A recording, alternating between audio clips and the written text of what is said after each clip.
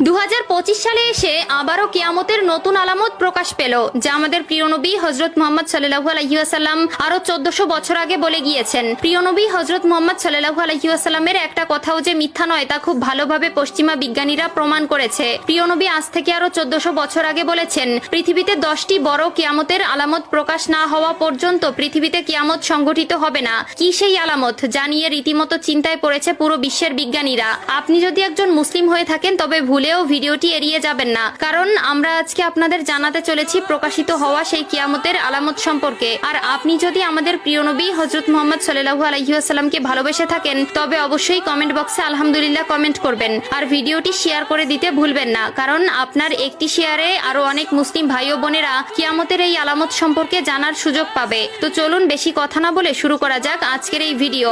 হাদিসে বর্ণিত আছে, কিয়ামত সংঘটিত হওয়ার পূর্বে পুরো পৃথিবী থেকে পবিত্র আল কোরআন উঠিয়ে নেওয়া হবে। প্রিয় দর্শক, কিয়ামতের নিকটবর্তীতার প্রমাণস্বরূপ কিছু আলামত প্রকাশ পাবে। এর মধ্যে কিছু হবে বড় আলামত, আবার কিছু হবে ছোট ছোট আলামত। ইতিমধ্যে পুরো বিশ্বে অসংখ্য কিয়ামতের ছোট আলামত প্রকাশিত হয়েছে। যেমন হাদিসে বর্ণিত আছে, আরবের বেদুইনরা অর্ধ উলঙ্গ অবস্থায় থাকবে, তবে তারা বড় বড় দালান কোঠা নির্মাণের প্রতিযোগিতায় নেমে পড়বে, এমনকি তাদের পায়ে জুতাও থাকবে না। বর্তমানে 2025 সালে কিয়ামতের নতুন যে আলামত প্রকাশ পেয়েছে তা হলো কিয়ামতের আগে পবিত্র আল কোরআন থেকে সকল অক্ষর উঠিয়ে নেওয়া হবে। ইতিমধ্যে এমনই কিছু তথ্য প্রকাশ পেয়েছে। আজ থেকে প্রায় 1400 বছর আগে মহান আল্লাহ তাআলা হযরত মুহাম্মদ সাল্লাল্লাহু আলাইহি ওয়াসাল্লামের উপর কোরআন নাজিল করেন এবং আল্লাহ তাআলা ঘোষণা দেন কিয়ামতের আগ পর্যন্ত তিনি নিজেই তা সংরক্ষণ করবেন। আল্লাহ তাআলা পবিত্র আল কোরআনের মধ্যে বলেছেন, নিশ্চয়ই আমি কোরআন অবতীর্ণ করেছি এবং আমি এর সংরক্ষক। সূরা আল হিজর আয়াত নম্বর 9। কিন্তু এমন এক সময় আসবে যখন মানুষ কোরআন ভুলে যাবে। পৃথিবীতে এমন কেউ থাকবে না যে কোরআন স্মরণ করবে। তখন আল্লাহ তাআলা এই পৃথিবী থেকে কোরআন তুলে নিবেন। এরপর ইসরাফিল আলাইহিস সালাম সিংহায় ফুঁক দিবেন এবং এই মহাবিশ্ব ধ্বংস হয়ে যাবে। রাসূলুল্লাহ সাল্লাল্লাহু আলাইহি ওয়াসাল্লাম বলেছেন, রাতের অন্ধকারে কোরআন মানুষের বুক থেকে উঠিয়ে নেওয়া হবে, এমনকি মুসহাফের একটি আয়াতও পৃথিবীতে অবশিষ্ট থাকবে না। ইবনে মাজাহ হাদিস নম্বর 4050। কিয়ামতের আগে পৃথিবীতে কোনো মুমিন ব্যক্তি থাকবে না। কিয়ামত আসবে পৃথিবীর সবচেয়ে নিকৃষ্ট মানুষদের উপর।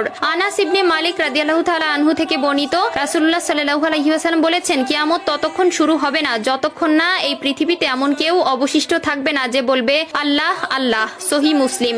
অর্থাৎ কিয়ামতের আগে সকল মুসলিম মারা যাবে। আবু হুরায়রা রাদিয়াল্লাহু তাআলা আনহু থেকে বর্ণিত, রাসূলুল্লাহ সাল্লাল্লাহু আলাইহি ওয়াসাল্লাম বলেছেন, আল্লাহ তাআলা ইয়েমেন থেকে একটি মৃদু বাতাস প্রবাহিত করবেন যা রেশমের মতো মসৃণ হবে। যার অন্তরে এক বিন্দু পরিমাণেও ঈমান থাকবে সে সেই বাতাসে শান্তির মৃত্যুবরণ করবে। সহিহ মুসলিম। এরপর আল্লাহ তাআলা কোরআন পৃথিবী থেকে উঠিয়ে নিবেন এবং মানুষের অন্তর থেকে পৃথিবীর সব মুদ্রিত কোরআনের পাতা থেকে সব অক্ষর উঠে যাবে। যারা একসময় কোরআনের সূরা বা কিছু অংশ জানতো কিন্তু তারা ঈমানদার ছিল না, তাদের অন্তর থেকেও সব মুছে যাবে।